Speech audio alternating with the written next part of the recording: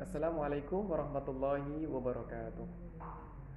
Alhamdulillah, alhamdulillahi wassalatu wassalamu ala sayyidina Rasulillah sallallahu alaihi wasallam wa ala alihi wa ashabihi ajma'in, amma ba'd. Alhamdulillah, mari kita lanjutkan pada pertemuan kita untuk pembahasan pada hadis al-hadis as-sahih. Sebelumnya telah kita bahas syarat yang pertama, yaitu al-hadis as-sahih memiliki syarat yang pertama adalah ittisalus sanad, sebagaimana yang termaktub di dalam manzumah al-Baiquniyah, yaitu awwaluha sahihu wa huwa mattasal isnaduhu wa lam yushadda aw yu'al yarwihi adlun dhabitun an mithlihi mu'tamadun fi dhabtihi wa naqlihi. Jadi yang pertama adalah awaluha sahihu wa huwa matasal. Matasal apanya? Isnaduhu walam yushadda aw yu'al. Sekarang kita akan membahas walam yushadda aw yu'al. Apa sih walam yushadda aw yu'al? Nah, walam yushadda aw yu'al itu adalah, yang pertama adalah walam yushadda, bermakna syudzud, tidak ada syaz. Tidak ada syaz itu apa? Kalau kita baca di dalam syarahnya al-manzumah menggunakan kitab ini sedikit, maka kita di sini akan tahu bahwa wal halu anahu lam yushadda aw yu'al bil bina'i lil majhuli fihima. Jadi yushad wa yu'al itu termasuk fi'il majhul, kemudian bukan maklum tapi majhul, ai lam yadkhulhu syudzudun, bermakna tidak kemasukan syudzud atau syaz, wala illatun qadihatun fi sihhatil hadis, dan juga tidak kemasukan ilat yang mencacati pada sebuah hadis, aib yang akan mencacati sebuah hadis. Wa syudzudu mukhalafatu siqah liman huwa awsaq minhu. Nah, apa namanya? Syaz itu apa? Syaz itu adalah mukhalafatu siqah liman huwa awsaq minhu, yaitu seorang yang siqah itu menyelisihi hadis yang orang yang lebih siqah. Jadi misalkan derajatnya siqah itu sekitar 80 sampai 90, derajatnya 80 sampai 90, sedangkan awsaq itu adalah 90 sampai 100. Soduk itu juga termasuk 80 sampai 90. Maka soduk itu termasuk 70 sampai 80, karena soduk masuknya di hasan, sedangkan siqah masuknya di sahih, sedangkan awsaq itu yang paling tinggi termasuk juga paling sahih.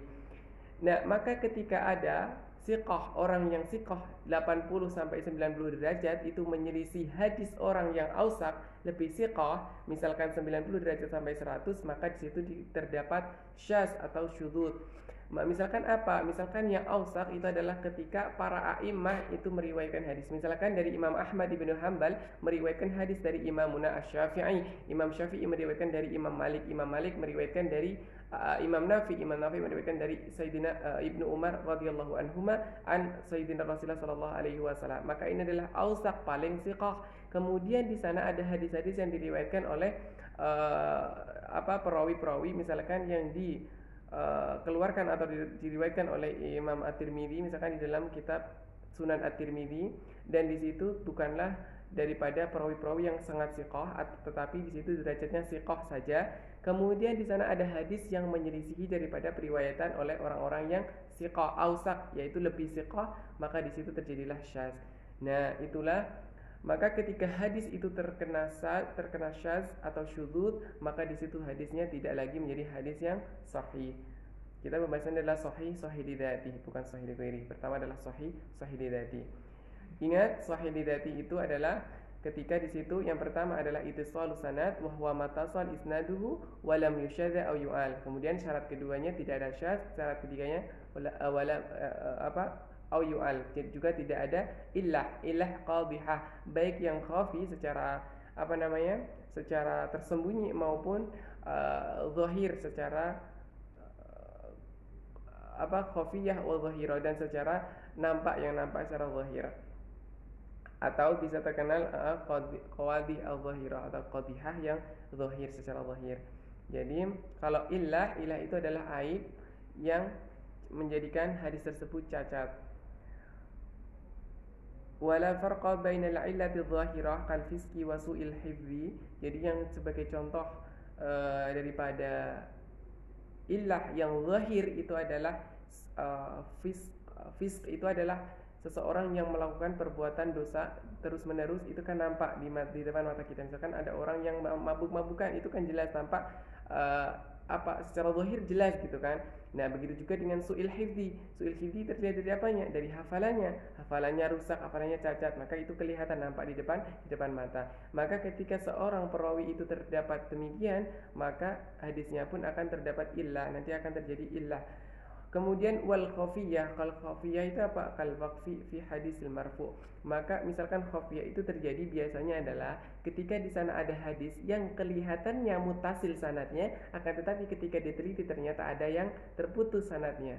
Nah, itu terkadang seperti itu yang khafiyah. Jadi kalau yang illah khafiyah itu biasanya diketahui oleh orang-orang yang siqah, oleh orang-orang ahli hadis, muhaddis yang benar-benar sudah memiliki kemampuan malakah yang luar biasa di dalam hadis, sehingga ketika melihat satu hadis, oh kelihatan, oh ini hadisnya munqati, aslinya munqati, meskipun kelihatan kalau diteliti ternyata kelihatannya bersambung sanadnya, akan tetapi ternyata itu munqati.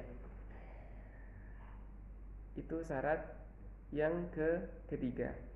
Kemudian selanjutnya yarwihi adlun dhabitun an mislihi. Yarwihi adlun dhabitun an mislihi. Kemudian itu diriwayatkan oleh orang yang adil, dhabit an mislihi, mu'tamadun fi dhabtihi wa naqlihi. Kemudian syarat yang keempat dan kelima, yang keempatnya adalah adlun, kelimanya dhabit. Dhabitnya harus dhabit tam, tidak boleh berkurang karena ini sahih lidzati. Yang keempat adalah adlun, yang kelima adalah dhabitun. Nah, untuk yang keempat dan kelima kita akan bahas pada pertemuan selanjutnya atau pada video selanjutnya. Di sini akan saya sampaikan sedikit mengenai syudzud. Bagaimanakah cara untuk mengetahui syudzud di dalam sebuah hadis?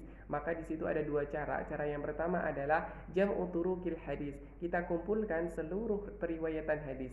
Misalkan ada satu hadis. Sebagai contoh, laula an asyqa ala, itu adalah hadis sahih lidzaih, dan hadis sahih lidzatihnya ada. Laula an asyqa ala ummati la amartuhum bisiwakin inda quli salah. Misalkan ada hadis satu, sebagai contoh itu adalah laula an asyqa ala ummati la amartuhum bisiwakin inda quli salah. Hadis tersebut kita keluarkan seluruhnya, siapapun yang meriwayatkan, entah dari sahabat ini, sahabat itu, semuanya dikeluarkan, dari tabi'in itu semuanya dikeluarkan. Barulah di situ dicek apakah terjadi mukhallafatus siqah liman huwa awsaq minhu ataukah tidak. Maka di situ akan terlihat. Kemudian manakah yang terlihat, ilahnya juga bisa terlihat langsung. Begitu juga cara yang kedua adalah memutolaah atau membuka kitab-kitab para ulama yang membahas tentang tentang syudzudnya hadis, yaitu biasanya terdapat di dalam kitab-kitab kitab ilal hadis.